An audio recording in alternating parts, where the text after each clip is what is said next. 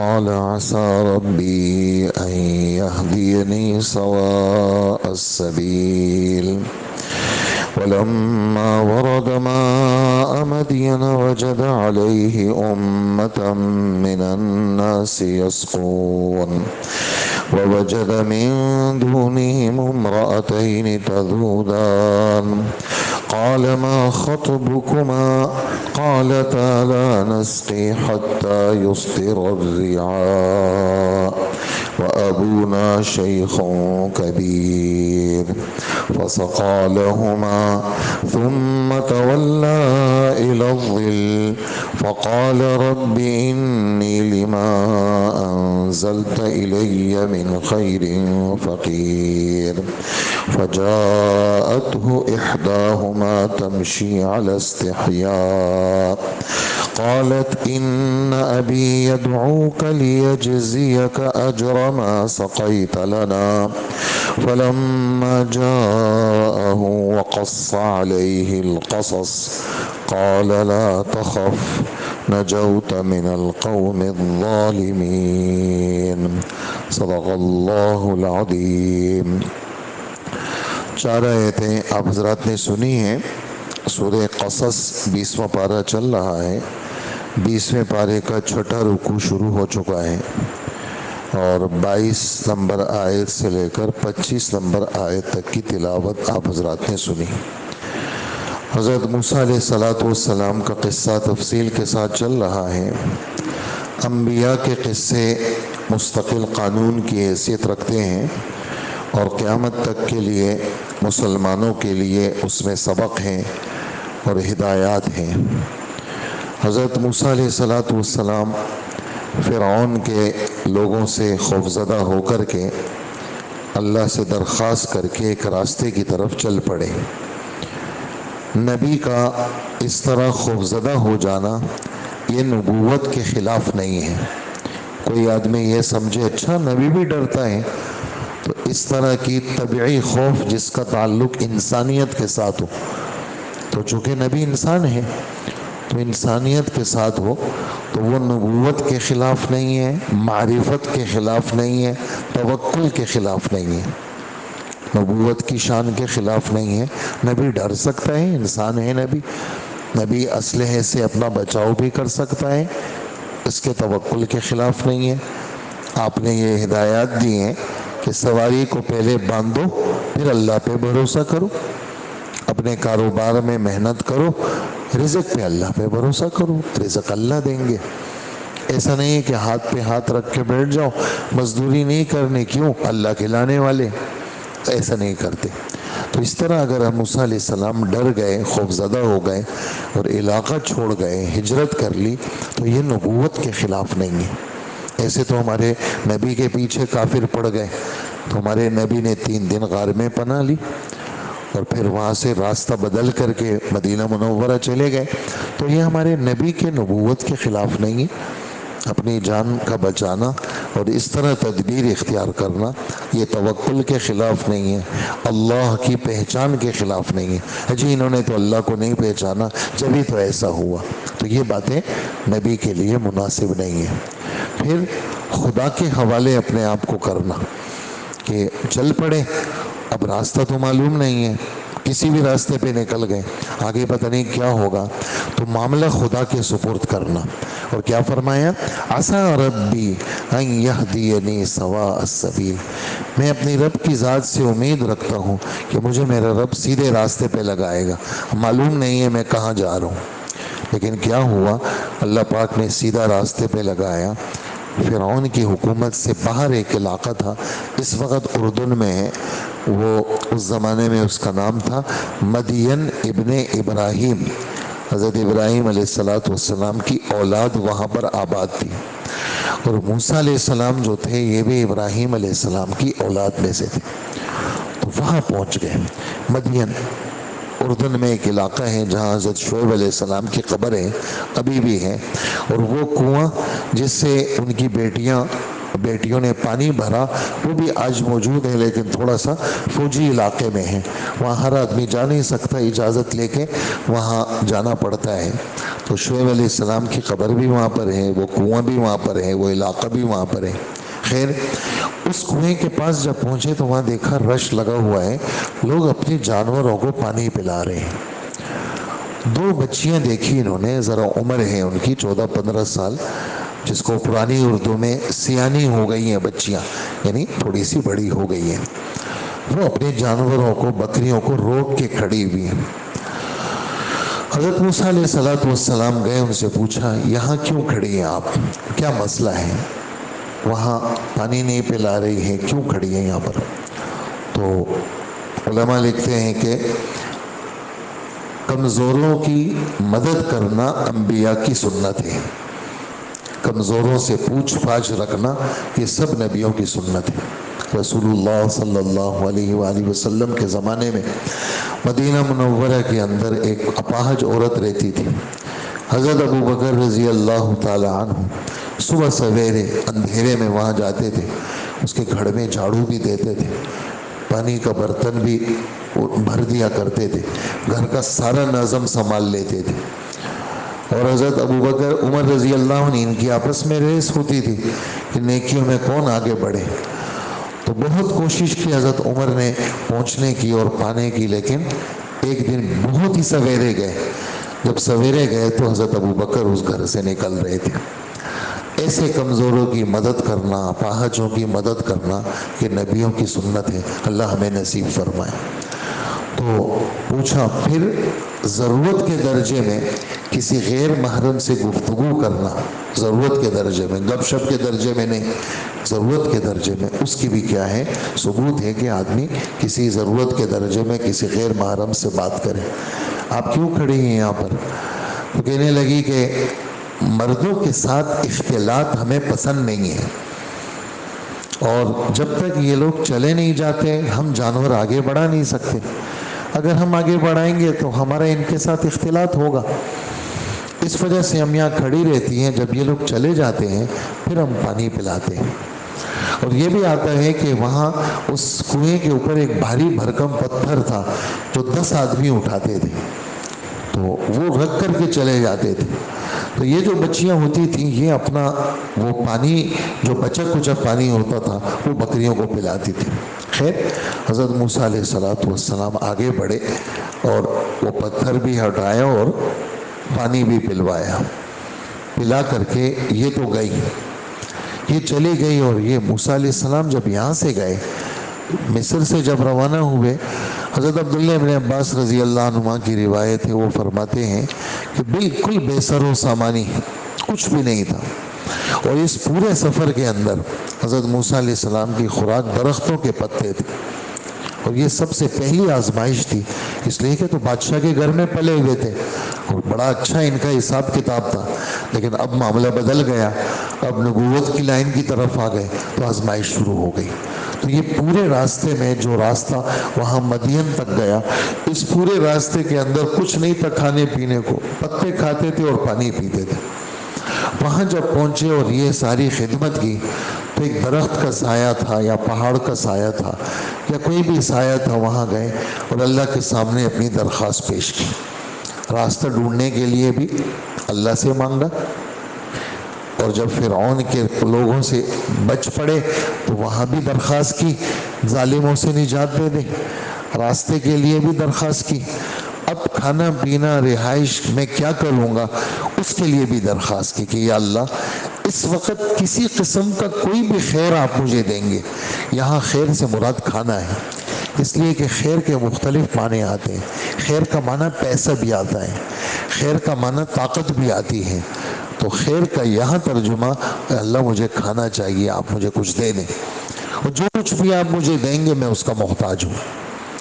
تو کیا دیکھتے ہیں کہ تھوڑی دیر میں وہ بچی، ان بچیوں میں سے ایک بچی آئی، یہ بچیاں جب چلی گئیں، اچھا یہ والی بات کہ بھئی تم گھر سے کیوں نکلے ہو، تمہارے گھر میں کوئی مرد نہیں ہے، تو انہوں نے خود ہی جواب دیا کہ ہمارا کوئی بھائی بھی نہیں ہے، والد صاحب ہمارے ہیں، وہ کام والد صاحب کرتے تھے، لیکن والد صاحب کی عمر زیادہ ہو گئی ہے، کمزور ہو گئے ہیں، اس لیے وہ بکریوں کو لا نہیں سکتے، تو مجبوراً ہمیں گھر سے نکلنا پڑتے ہیں۔ تو عورت کا مجبوری کی حالت میں ضرورت کے تحت میں گھر سے نکلنا اس کی بھی شریعت نے اجازت دی ہے کہ وہ اپنی ضرورت کے لیے نکل سکتی ہے۔ پھر حیا اور شرافت، پردے کا، چہرے کا پردہ، یہ تو پہلے زمانے میں نہیں تھا اور اللہ کے رسول کے شروع کے زمانے تک بھی نہیں تھا، مکہ میں بھی نہیں تھا، مدینہ منورہ کے اندر پردے کا حکم آیا ہے۔ تو لیکن طبعی شرافت جو حیا کا ایک اہم ترین حصہ ہے، وہ چیزیں کیا تھی؟ موجود تھی، جو اس قصے سے آیا ہے۔ تو وہ بچی آئی اور کہنے لگے میرے والد آپ کو بلاتے۔ اچھا، ان بچیوں نے جا کر کے قرآن پاک کی والی باتیں ذکر نہیں کرتا، جو سیاق و سباق سے سمجھ میں آ جاتی ہیں، قرآن پاک وہ تفصیلات نہیں بتاتا۔ تو جب یہ گئی وقت سے پہلے پہنچ گئی، والد صاحب نے پوچھا کیا ہوا؟ کہا ایسا ایسا ہوا، اور حضرت موسیٰ علیہ السلام کی 2 خوبیاں بیان کی۔ ایک خوبی تو یہ بیان کی کہ موسیٰ علیہ السلام کیا ہیں؟ انتہائی قسم کے شریف آدمی ہیں، اور دوسری خوبی یہ بیان کی بہت طاقتور آدمی ہیں، امانت دار بھی ہیں اور طاقتور بھی ہیں۔ اچھا، تو انہوں نے کہا کہ بلا لو ان کو۔ جب یہ آئیں تو نسبت اپنی طرف نہیں کی کہ میں آپ کو دعوت دیتی ہوں، والد صاحب کی طرف نسبت کی کہ میرے والد صاحب آپ کو بلاتے ہیں۔ اب یہاں دعا قبول ہوتی ہے۔ وہ والد صاحب کون ہیں؟ وہ شعیب علیہ السلام ہیں۔ وَإِلَىٰ مَدْيَنَ أَخَاهُمْ شُعَيْبًا، وہ والد صاحب شعیب علیہ السلام۔ اور یہ بچی آئی، اور روایتوں میں آتا ہے کہ چہرے کا پردہ تو تھا نہیں، اس بچی نے یہ آستین کو اپنے چہرے کے اوپر یوں کر کے حضرت موسیٰ علیہ السلام سے بات کی۔ موسیٰ علیہ السلام تیار ہو گئے، لیکن اس بچی کو کہا کہ آپ نے آگے نہیں چلنا، آپ نے پیچھے چلنا ہے، اس لیے کہ میں اولاد ابراہیم میں سے ہوں۔ میں بغیر کسی قصد اور بغیر توجہ کے بھی کسی عورت کے کسی بھی حصے پر میری نظر پڑے، یہ ٹھیک نہیں ہے میرے لیے۔ تو اب میں آگے چلوں گا، آپ پیچھے چلیں گی، اور پیچھے سے مجھے راستہ بتائیں گی۔ اس سے بھی انہوں نے پھر آگے جو پیش کی کہ والد صاحب نے کے سامنے قصہ آیا، تو شعیب علیہ السلام نے فرمایا کہ یہ والا جو علاقہ ہے یہ فرعون کی حکومت سے خارج ہے، اس کی یہاں نہیں چلتی، اللہ نے آپ کو نجات دے دی، اب آپ ہمارے پاس رہیں گے۔ پھر آگے کا قصہ انشاءاللہ اگلے درس میں بیان ہوگا۔ یہیں تک کی باتیں وہ آپ حضرات کی خدمت میں پیش کی، اور یہیں تک کی آیتیں میں نے پڑھی ہیں۔ اللہ پاک ہماری نسبت قرآن پاک کے ساتھ مضبوط فرمائے۔ وَلَمَّا تَوَجَّهَ تِلْقَاءَ مَدْيَنَ، جب موسیٰ علیہ السلام مدین کا رخ کیا تو فرمانے لگے مجھے پوری امید ہے۔ جب کبھی بھی یہ والی دعائیں اس طرح کی آدمی کو یاد کرنی چاہیے کہ 22ویں آیت ہے یہ ٹکڑا، 22ویں آیت کا یہ ٹکڑا جو آخر ہے، یہ نوٹ بھی کر لیں اور یاد بھی کر لیں۔ کیا؟ عسیٰ ربی ان یہدینی سواء السبیل، کہیں پر کسی مسئلے میں اٹک جائے آدمی تو بس یہ تو راستہ مانگ رہے ہیں اللہ سے، ہر راستہ اللہ کھولیں گے، سیدھا سیدھا معاملہ اللہ پاک کھولیں گے۔ اس لیے کہ میں نے جیسے عرض کیا، ہر قدم قدم پہ نبی کا دل اللہ سے جڑا ہوا، اور ہر قدم پہ وہ اللہ سے مانگتے ہیں اللہ آپ کریں گے، بس ہمارے پاس تو کچھ ہے ہی نہیں، ہم تو خالی ہیں، نجات دینی ہے وہ بھی آپ دیں گے، راستہ دکھانا ہے وہ بھی آپ دکھائیں گے، کھانا دینا ہے وہ بھی آپ دیں گے، گھر دینا ہے وہ بھی آپ دیں گے، اور حقیقت میں بھی اللہ ہی کرتے ہیں، کوئی نہیں کرتا۔ ابھی آپ نے آیتیں سنی سورہ نحل 14ویں پارے کی، وہ اللہ جس نے تمہیں گھر دیے، وہ اللہ جس نے تمہیں پکے گھر دیے، وہ اللہ جس اللہ نے تمہیں عارضی گھر بھی اللہ نے دیے، وہ اللہ جس نے تمہیں قمیص اور شلوار دیے، اندازہ لگائے، یعنی سردی کے کپڑے بھی اللہ نے دیے اور گرمی کے کپڑے بھی اللہ نے دیے اور ہتھیار بھی اللہ نے دیے۔ ہاں تمہارا کیا ہے؟ تمہارے پاس تو کچھ نہیں۔ دنیا میں جب بچہ آتا ہے ہمارے پاس کیا تھا؟ کپڑے تھے ہمارے پاس تو کچھ نہیں تھا، وہ چیتڑوں میں ہم لپیٹ لیے گئے تھے۔ یہ تو ابھی رواج پڑا ہے کہ لوگ 6 महीने पहले लड़के और लड़की दोनों के सूट खरीदते, 2 बैग तैयार करते। ये तो अभी रिवाज है, पहले नहीं होता। मांगे हुए कपड़े लोग पहनाते थे बच्चों को। ज़रा अपने बच्चों के कपड़े दे दो, वो भी नहीं मिलते थे तो 3-4 टुकड़े जमा करके बच्चे को लपेट लेते थे। है या नहीं इस तरह? ऐसा ही है बिल्कुल। तो इस तरह जो है वो इंसान जब आते हैं उसके पास तो कुछ भी नहीं है, अच्छा जाता है फिर भी कुछ नहीं है। तो ये जो कुछ बीच का वक्फा है इसमें सब कुछ कौन करता है? हम कहते हैं कि मैं करता हूँ और अल्लाह कहते हैं कि मैं करता हूँ। तो जीत किसकी है? वो तो अल्लाह की है। कौन करता है? वो तो अल्लाह करते हैं। तो अल्लाह जल्ल जलालहू किससे मांगना? क्या कहा? मुझे पूरी उम्मीद है मुझे मेरा परवरदिगार सीधे रास्ते पे डालेगा। और जब वो मदीन के कुएं पर पहुंचे तो देखा उस पर ऐसे लोगों का मजमा है जो अपने जानवरों को पानी पिला रहे हैं। और देखा कि उनसे पहले औरतें हैं 2 जो अपने जानवरों को रोकी खड़ी हैं।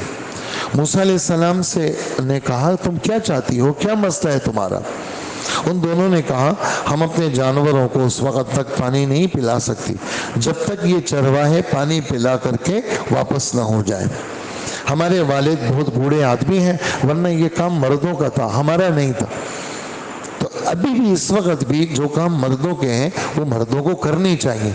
हमारी तो औरतें भी जाके सब्जियां लेती हैं, फ्रूट औरत ने लेना है, इम्तियाज़ स्टोर में औरत जाएगी, फलानी जगह पे औरत जाएगी, इसलिए साहब बिजी रहते हैं, साहब के पास टाइम नहीं है।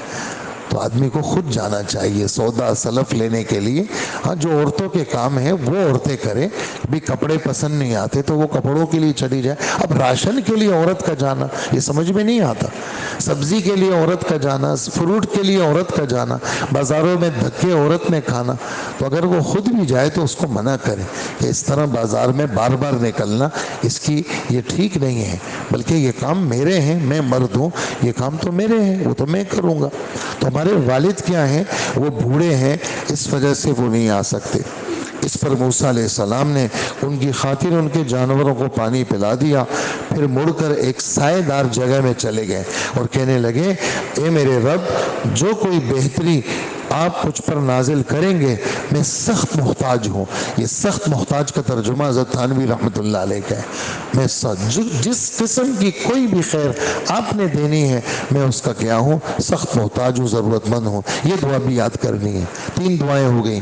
रब्बी नज्जिनी मिनल क़ौमिज़ ज़ालिमीन 1, असा रब्बी अन यहदियनी सवाअस सबील 2, रब्बी बिमा अंज़लत इलैया मिन खैरिन फ़क़ीर। ये 3 दुआएं इसी एक सफ़े में हैं, ये आप ज़रा देख लीजिएगा और इन दुआओं को नोट करके इन दुआओं को याद कर लें और वक्तन फ़वक्तन मांगा करें। अपने मसलों को अल्लाह के सामने पेश करें, या अल्लाह ये मसला है, आप करेंगे, आपके अलावा कोई नहीं है, हमारा कोई आसरा नहीं है सिवाय अल्लाह के। उस वक़्त फिर क्या हुआ? थोड़ी देर के बाद उन औरतों में से एक औरत शर्म व हया के साथ चलती हुई आई। ये सब बातें क्या हैं? हमारी औरतों को तरगीब है कि इस तरह सीना तान करके और जनाब कंधे उठा करके और बाल खोल करके और अधूरे कपड़े पहन करके औरत की शान नहीं है।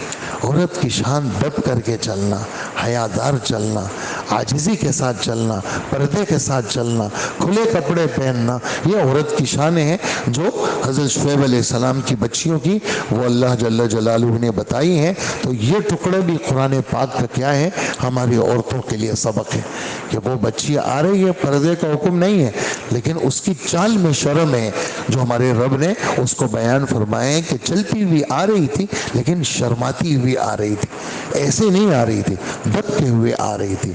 इस तरह भी हमारी औरतें, बल्कि हमें तो मर्दों को ये हुक्म है कि वो भी सीना तान के न चले। हमारे तो सबके अपने अपने स्टाइल है ना चलने के, हर आदमी का अपना अंदाज है।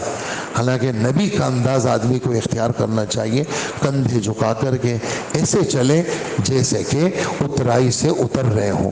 ये हुजूर सल्लल्लाहु अलैहि वसल्लम की चाल का खुलासा अहादीस में। कहने लगी, मेरे वालिद आपको बुला रहे हैं ताकि आपको इस बात का इनाम दे। ये जुमला इसलिए कहा कि कोई शख्स किसी के ऊपर एहसान करे, रसूलुल्लाह सल्लल्लाहु अलैहि वसल्लम फरमाते हैं उसका बदला दो। अगर तुम्हारे पास बदला नहीं نہیں ہے تو کم سے کم دعا تو دیا کرو۔ جس نے اپنے کسی بھائی کے احسان پر اس کو جزاک اللہ کہا، اس نے اس کو بدلہ دے دیا، اس نے اس کی تعریف کا پورا حق ادا کر لیا۔ تو میرے والد آپ کو بدلہ دینا چاہتے ہیں کیونکہ آپ نے ہمارے جانوروں کو کیا کیا ہے؟ پانی پلایا ہے۔ چنانچہ پھر اب اس میں یہ والی بات، عجیب عجیب باتیں حضرات نے لکھی ہیں۔ اب یہ والی بات کہ بھئی منع کر دیتے، میں نہیں جا رہا ہوں، نہیں، ضرورت ہے ایسے موقع پر اگر کہیں سے دعوت آئے تو دعوت کو ٹھکرانا نہیں چاہیے، اور آدمی کو خواہ کے نخرے نہیں کرنے چاہیے، اور آدمی کو تکلف نہیں کرنا چاہیے۔ اور یہ والی بات حضرت موسیٰ علیہ السلام کے حرص پہ دلالت کی کر دی۔ یہ تو بیچارے پتے کھا کر کے یہاں تک پہنچے ہیں، اور کتنے دنوں تک انہوں نے پتے چابے اور کتنی تکلیف اٹھائی۔ ایسے موقع پر اگر کوئی کسی کو دعوت دے تو آدمی کو تکلف نہیں کرنا چاہیے۔ اور رسول اللہ صلی اللہ علیہ وسلم کی صفات میں سے ایک صفت اللہ نے بیان فرمائی ہے کہ وما انا من المتکلفین، میں تکلف والا نہیں ہوں، نخروں والا نہیں ہوں، میں بے تکلف ہوں۔ اور صحابہ کے بارے میں حضرت عبداللہ بن مسعود رضی اللہ عنہ فرماتے ہیں حضور کے صحابہ اقلھا تکلفا، صحابہ نخروں والے نہیں تھے، زمین پر بیٹھتے تھے، ننگے پاؤں چلتے تھے، جو کچھ مل جاتا تھا حضرات صحابہ کرام اس پر شکر گزار رہتے تھے۔